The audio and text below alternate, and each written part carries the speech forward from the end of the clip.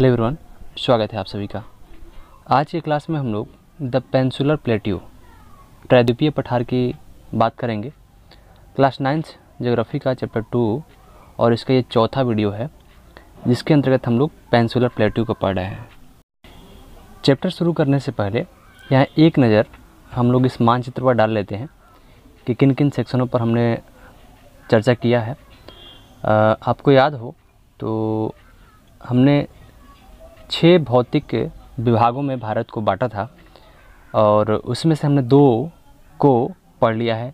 एक हमने नॉर्दर्न जो माउंटेन्स रीजन है जिसको हम हिमालय रीजन के नाम से जानते हैं, ये ग्रे वाला जो पार्ट आप देख रहे हैं हिमालयन माउंटेन रीजन है और इसको हमने चर्चा किया है। और दूसरा सेक्शन जो हमारा था नॉर्दर्न प्लेन्स, उत्तर का जो मैदानी क्षेत्र है, ये ग्रीन वाला जो सेक्शन है, इसमें हमने 3 नदी तंत्रों के द्वारा स्थापित भारत का उत्तरी मैदान क्षेत्र को पढ़ा था। आज का जो वीडियो होगा हमारा, इसमें हम लोग तीसरे विभाग पे बात करेंगे, तीसरे सेक्शन में बात करेंगे और ये होगा ये पीला वाला जो सेक्शन है और इसको हम पेनिनसुलर प्लेट्यू रीजन बोलते हैं। इस पे हम चर्चा करने वाले हैं, ठीक है। तो आपको इस चीज़ को ध्यान रखना होगा। तो आइए शुरू करते हैं। द पेनिनसुलर प्लेट्यू प्रायद्वीपीय पठार, इसको समझने के लिए हमने यहाँ कुछ पॉइंट बनाया है और इसी पॉइंट के माध्यम से हम लोग इससे प्रायद्वीपीय पठारी क्षेत्र को समझने का प्रयास करेंगे। The peninsular plateau is the table land form due to the breaking and drifting of the Gondwana land. प्रायद्वीपीय पठार गोंडवाना भूमि के टूटने और बहने के कारण बनने वाला टेबल लैंड है।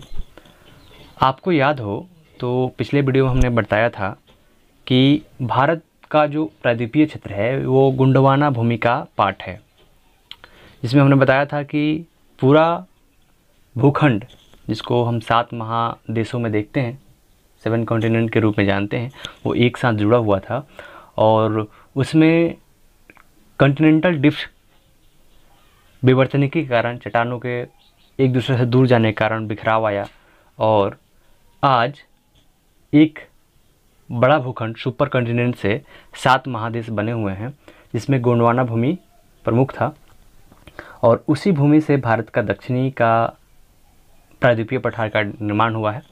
तो आप उस वीडियो के माध्यम से समझे होंगे। तो इस प्रकार से गोंडवाना भूमि के पार्ट के रूप में हमारा प्रायद्वीपीय पठार दिखाई देता है और ये एक टेबल लैंड के फॉर्म के रूप में विस्तृत है। It is composed of the old crystalline, igneous and metamorphic rocks। यह पुराने क्रिस्टलीय, अग्नेय और रूपांतरित चट्टानों से बना हुआ है, क्योंकि अभी हमने कहा कि ये भूमि जो गोंडवाना भूमि की एक पार्ट है और यह लावा के फैलाव से, ठीक है, लावा के फैलाव से इससे पूरे प्रायद्वीपीय पठार का फॉर्मेशन हुआ है, निर्माण हुआ है, जिसमें हम इग्नियस, क्रिस्टलाइन और मेटामॉर्फिक रॉक का विस्तृत क्षेत्र देखते हैं। The plateau consist of 2 broad divisions, namely the central highlands and the Deccan plateau. ये पूरा प्रायद्वीपीय भाग को हम 2 व्यापक विभागों में बांटते हैं। एक है आपका सेंट्रल हाईलैंड, मध्य उच्च भूमि, और दूसरा दक्कन पठार, ठीक है। इसको हम मानचित्र के माध्यम से समझेंगे जिससे आपको चीज़ों को समझने में काफ़ी आसानी होगी। तो यहाँ पर 2 हाईलैंड्स, 2 क्षेत्रों में बांटते हैं, एक मध्य उच्च भूमि और दूसरा दक्कन पठार। Central highlands lie north to river Narmada. जो मध्य उच्च भूमि क्षेत्र है ये नर्मदा नदी के उत्तर में स्थित है, ठीक है। इसको मानचित्र में अभी देखेंगे हम। The eastward extension of peninsular plateau are locally known as Bundelkhand, Baghelkhand. The Chota Nagpur plateau marks the further eastward extension drained by the Damodar river. प्रायद्वीपीय पठार के पूर्व की ओर विस्तार को स्थानीय रूप से बुंदेलखंड, बघेलखंड के रूप में जाना जाता है। छोटा नागपुर का पठार दामोदर नदी द्वारा बनाए गए पूर्व की ओर विस्तार का प्रतीक है। आप इस मानचित्र के माध्यम से थोड़ा अच्छी तरह समझ पाएंगे। ये पूरा रीजन आपका प्रायद्वीपीय पठारी क्षेत्र कहलाता है और इसको हम लोग दो व्यापक भागों में बांटते हैं। यहाँ पर नर्मदा रिवर के हिसाब से, यहाँ ये जो नदी बह रही है नर्मदा रिवर है, और इसके नॉर्थ में, इसके उत्तर में ये जो रीजन है पूरा, ये सेंट्रल हाईलैंड, और ये नर्मदा रिवर के दक्षिण का ये जो पूरा पठारी क्षेत्र है, इसको हम लोग बोलते हैं डेक्कन प्लेट्यू। तो ये डेक्कन प्लेट्यू क्षेत्र है और ये सेंट्रल हाईलैंड रीजन है। ओके, इस मानचित्र के माध्यम से थोड़ा चीज़ें और बेहतर समझ में आएंगी।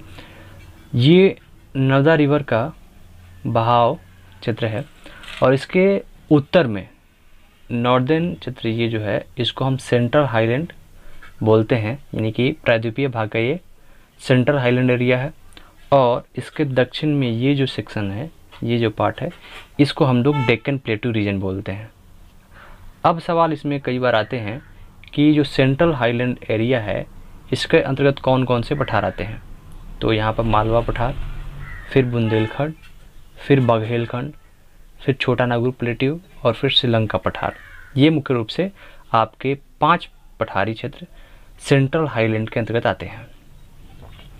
ठीक है, उसके बाद हमारे पास डेक्कन प्लेट्यू, इसके अंतर्गत कर्नाटका पठार, ठीक है, दक्कन का पठार और तेलंगाना पठार,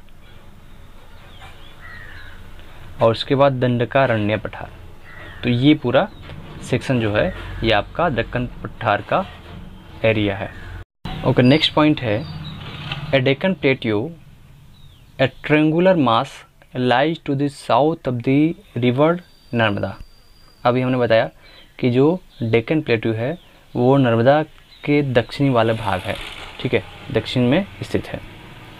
आगे the western and the eastern edge of Deccan plateau are marked by the western ghat and the eastern ghat respectively.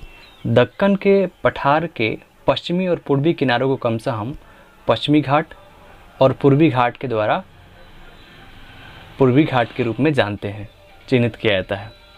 ठीक है, अभी देखेंगे मैप में हम। The western Ghat are higher than the eastern Ghat. जो पश्चिमी घाट है वो पूर्वी घाट की तुलना में ऊंचा है, यानी कि पश्चिमी घाट ऊंचा है अपेक्षाकृत पूर्वी घाट से। नेक्स्ट है Anamudi is the highest peak in western Ghat 2695 metre and Mahendragiri is 1501 metre is the highest peak in eastern Ghat. Anamudi पश्चिमी घाट का सबसे ऊंची चोटी है जिसकी ऊंचाई है 2695 मीटर, और पूर्वी घाट की सबसे ऊंची चोटी है महेंद्रगिरी जिसकी ऊंचाई है 1501 मीटर।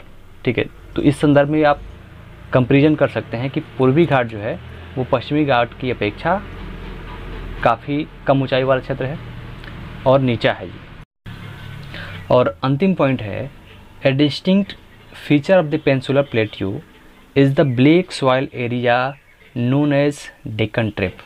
प्रायद्वीपीय पठार की एक विशिष्ट विशेषता यह है कि यह काली मिट्टी का क्षेत्र है जिसे डेक्कन ट्रैप के नाम से जानते हैं। ठीक है, तो विशेषकर जो डेक्कन ट्रैप एरिया है वो विशेषकर काली मिट्टी का क्षेत्र है जहाँ पे कपास काफ़ी अधिक मात्रा में उगाया जाता है, इसलिए काली मिट्टी को कपासी मृदा भी कहा जाता है। तो आइए इसको मैप में देख लेते हैं। तो इस मैप में आप समझ पा रहे होंगे ये आपका पूरा प्रायद्वीपीय पठारी क्षेत्र, और आप यहाँ पर पढ़े हैं अभी कि जो डेक्कन प्लेट्यू रीजन है इसका जो पूर्वी एज है, जो पूरा पूर्वी किनारा है जिसको हम पूर्वी घाट के नाम से जानते हैं, और ये जो पश्चिमी किनारा है ये वाला क्षेत्र इसको हम पश्चिमी घाट के नाम से जानते हैं। तो ये पूर्वी घाट और ये पश्चिमी घाट, इसमें अभी हमने चर्चा किया था कि पूर्वी घाट की सबसे ऊंची चोटी महेंद्रगिरी है और पश्चिमी घाट, इस घाट की सबसे ऊंची चोटी अनाईमुड़ी है। तो महेंद्रगिरी और अनाईमुड़ी याद रखना है और दोनों की ऊंचाई याद रखना है। ठीक है, इसलिए आप देखेंगे तो सामान्यतः जो नदियां हैं, ये सारी नदियां, इनका बहाव क्षेत्र इधर है, यानी कि पूरब की तरफ, पश्चिम से पूरब की तरफ है। तो कई बार सवाल भी आते हैं कि दक्षिण भारत की अधिकतर नदियां पश्चिम से पूरब की ओर क्यों बहती हैं। तो आपको याद होना चाहिए कि पश्चिमी घाट की अपेक्षा पूर्वी जो घाट है वो कम ऊंचा है, जिससे ढलान जो है वो पूर्व की तरफ है और इसलिए नदियाँ पश्चिम से पूरब की ओर बहती हैं। ठीक है, तो आज की वीडियो में इतना ही। अब मिलते हैं नेक्स्ट वीडियो में नेक्स्ट टॉपिक के साथ। तब तक के लिए बहुत बहुत धन्यवाद।